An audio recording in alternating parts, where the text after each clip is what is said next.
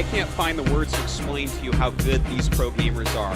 He's actually stimming his units as he leaves the base. He's trying to get so many other players' face that there's not even time for the Bailings to finish. Naniwa's got his army split up. He's got one attack on the right hand side, another chasing down the army. Storm's come down! These are the best of the best in esports history. And Huck starting to blink forward as the Zealots are removed. The supply goes in Huck's favor. So much energy. Where did that energy come from? Tanks desperately trying to target fire down Queen. The Archon's moving forward. A lot is going down here, and only Colossus left over. He's starting to get some feedbacks down. He's starting to advance forward. Another vortex. There's the blink forward, trying to get underneath those Brood Lords. Oh, he sends the vortex. Are you ready?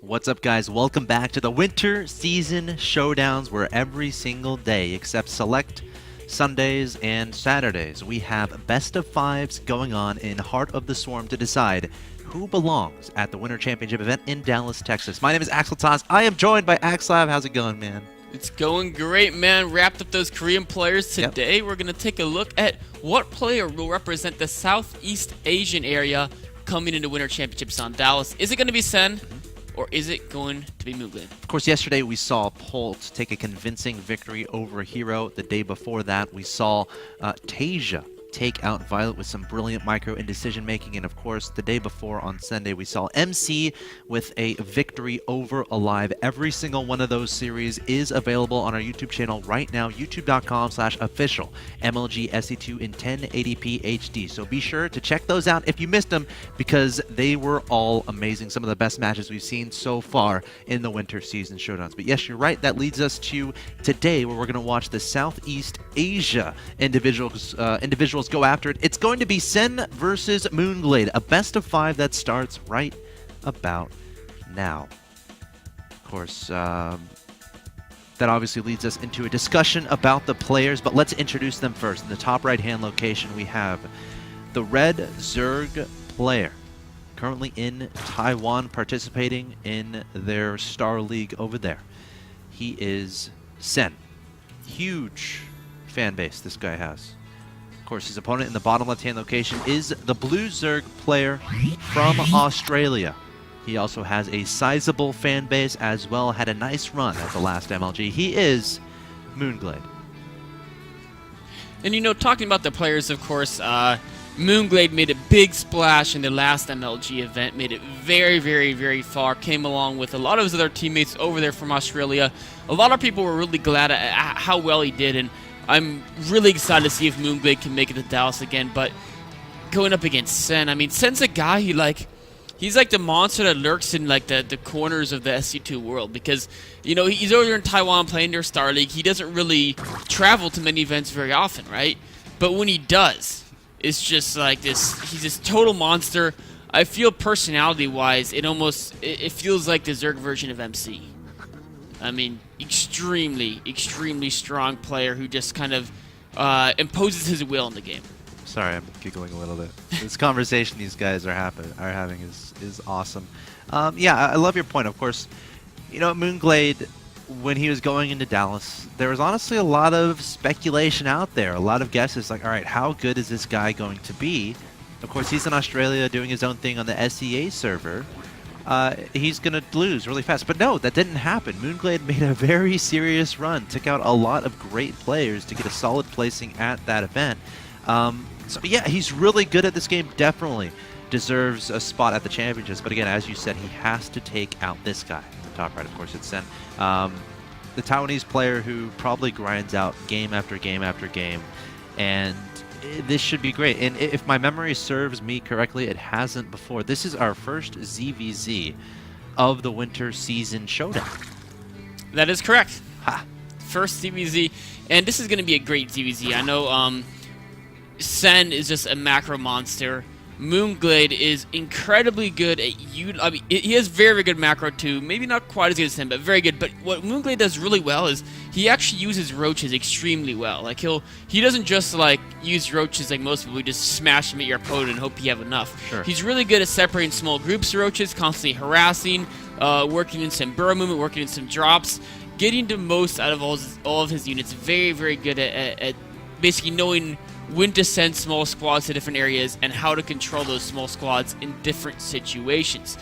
It's going to be a really interesting clash of styles, and one thing that I was pretty surprised by is Moonglade did not go for a hatchery first on Daybreak. In fact, he even got his gas before the hatchery, which is going to give him a slightly faster Zergling speed, but on a map this big, I mean, Sen with the hatchery first, his speed is just barely slower, but he's got that food advantage from going, hatchery first. Sen even opening up with 3 queens here and adding on a Baneling Nest. Moonglade is hiding Zerglings right now in his main base. Of course, the purpose of this is if you want to mount an attack, you don't want your opponent to know what you're doing. So Moonglade is going to be blocking his ramp. No scout is going to happen here from Sen. He wants to take Sen off guard and he wants to hit very hard. But the problem with this opening is Sen is opening up with that Baneling Nest. So if Sen can get a couple Banelings on the field, 2 or 3 or 4, I don't see an attack doing a lot of damage for Moonglade. So we'll have to keep an eye on that. Sen playing very safe and getting that Baneling Nest out. Of course, Sen is aware of this possibility because he knows his opponent's expansion was after the pool. Now he's going to see all those Zerglings piling out. He knows it's going to happen. We should see some Banelings immediately be morphed on the ramp. A perfect spot to put them. Of course, it's okay to let the Zerglings, mess up your mind in natural for a little bit. You do not want to let anything get into your main because then it gets really hard. Oh, the Banelings coming out. One getting exploded. A second is going to take out a lot of Zerglings, but still a lot of Zerglings here from Moonglade. Sen having to evacuate those drones. Actually going to turn and fight with them. A lot of Zerglings on the way here from Sen. Moonglade making nothing but drones, realizing, okay, my opponent has a Baneling Nest. This probably is not going to work. I'm going to transition. He's going to transition, but Sen is significantly ahead in the drone count. Moonglade also does not have a Baneling Nest quite yet, which means that Sen could, with all the units he's making, he's got speedings, he's got Banelings be morphed, he could potentially launch a counter, and Moonglade's only defense is going to be, a queen into speedings, or he does have a spine core halfway up now. His Baneling Nest is finishing, and it looks like Sen's not going to do a serious counterattack, just some light counter pressure, so Moonglade should be fine. Yeah, ZVZ is all about threatening your opponent, getting them to make units and not drones, but then just barely being able to defend any aggressive attacks from your opponent. Sen coming in here, doing a decent amount of damage, targeting down a queen at the natural expansion. You don't want to lose those queens, and now going to start target firing down those drones. Sen trying to sneak in some, or Moonglade trying to sneak in some drones there, and is going to lose a couple as a cost. It's 41 to 30 in that harvester count. More importantly, Sen, his layer's already done, or about to finish. He's got 2 gases in his main, 2 gases in his natural. I think this is definitely going to be Spire play. Meanwhile, Moonglade hasn't even started the layer. He's only on 1 gas, just now starting the layer. So I feel like Sen is going to have a great advantage. Moonglade needs to scout out this Spire play, and then he needs to pretty much rely on static defense and queens to hold off the aggression from the Mutas. He does, and I mean, the big problem is even if he figures out what's going on, even if the Mutas don't do any damage to him, what they're going to do is they're going to deny him from taking a 3rd base. And Sen's 3rd has already started. Sen's going to have the map control. He's going to get significantly ahead in economy.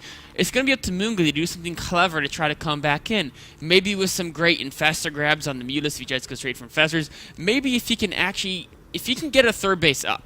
It's going to be very, very hard against Mutas play because what's going to happen is even if he can get a Spore Core there, the Mutas can sit between his 3rd and his natural, and as Sen pressures with Zerglings and Banelings, his Mutas can kill all of Moonglade's ground units that are trying to move between the 2 bases. So there's so many areas you have to defend against Muta play. If Moonglade does it just right, though, he may be able to hold off. He's got to get more queens. He's got to get a Spore Crawlers preemptively made so they can move down and take out that 3rd base. Moonglade starting a Spire of his own, of course, in Heart of the Storm. Mutas are much better, so a lot of Zergs going for that unit after getting that layer on the field. Banelings trying to defend here from Moonglade. Sen coming forward with Banelings of his own. Look at all these Banelings, 2 for 3 there. Sen's going to be happy with that trade. It might be 2 for 4, but no, Sen nicely peeling a Baneling away to deal with that singular, that grouping grouping of Banelings there for Moonglade, and now coming in with the Zergling, sent up 72 to 58 in supply. The Spire is done, no mutas being made. There we go, 10 mutas in production, and he might even take down this hatchery without the assist of the mutas, and there goes the hatchery. Sen looking great in game 1. An absolutely dominant play here. Moonglade is desperately trying to morph Banelings. You know, Sen might even take him out here. Doesn't even need the mutas. So many drones going down here to the closet of Zerglings. They're trying to get into main. Oh, he's going to lose the Spire. And even then, so bad. Even then, even if the Spire gets up. Oh, Banelings might save it. Oh, it might. Oh, more. The one Banelings trying to get good. Wow, look at that micro from Sen. Great control from Sen, peeling away a Ling, and there's the GG from Moonglade. A very straightforward game there. It came down to the beginning when Moonglade was trying to be aggressive and Sen was able to recognize, okay, how much aggression is this? Getting out the perfect amount of Banelings to deal with it, and then right when he dealt with it, he made some units of his own, but then really started heavy into the drone production, made the layer right away, got those gases up, trying to make Moonglade think he was going for heavy counterattack, which means Moonglade, instead of making drones, well, and he kind of did go for a pretty heavy counterattack, instead of making drones, instead of teching up the layer like he would like to, as not to fall behind, he just didn't do that. So Sen was able to convert there and get his opponent scared and just get a layer so much faster than his opponent, get a Spire before, and then once the third gets up and your opponent's third gets denied, there's not much you can do. No. Sen was in control of the game from the start. Yeah. Defense, offense, map presence, all in Sen's favor. Moonglade's got some work cut out for him, but I think he's capable. He definitely is. That's the thing with ZVZ. Games like that happen, where it's pretty convincing in one direction. But we'll have to see if Moonglade can make a comeback happen. Of course, this is a best of 5, and he's only down by 1. So anything can happen here in this Heart of the Swarm best of 5s. Guys, stay tuned. Sen versus Moonglade, game 2 coming up.